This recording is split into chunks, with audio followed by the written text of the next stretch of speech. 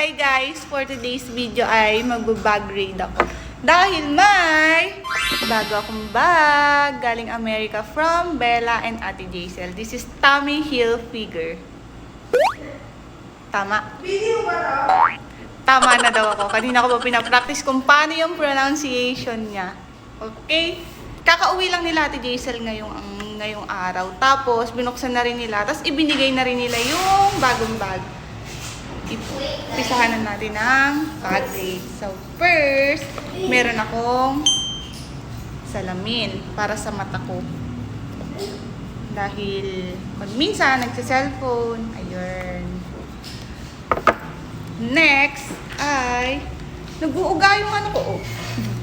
Next, charan, my wallet. This is my wallet. Yarn. Galing pa to kay Jean. Last year ay regalo niya sa akin yan. Next ay suklay. Siyempre, di mawawala suklay. Siyempre, lipstick. Kaya lang konti na lang siya.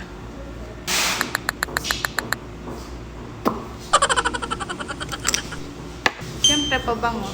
Ito pala yung favorite kong pabango. Pen Shop. Fairy Dust. Yan. Favorite ko yan. Dahil galing sila sa Amerika, hindi mawawala ang chocolate! Kaming chocolate. Castor hair oil for Jenny Lynn. Mga, ayan, dami. Diba? Maliit lang yung bag pero madami. Meron din akong M&M, Hershey's, Twix, Knock-knock. Who's there? Twix! Twix who? Twix. Work. Eto pa, mga Twix. Woo! Meron din akong... Ano ba? Eto. Dalawa lang to. Kasi binigay lang to ni Mudra.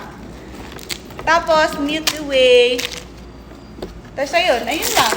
Ayan, ang laman ng bag ko. Ayun lang.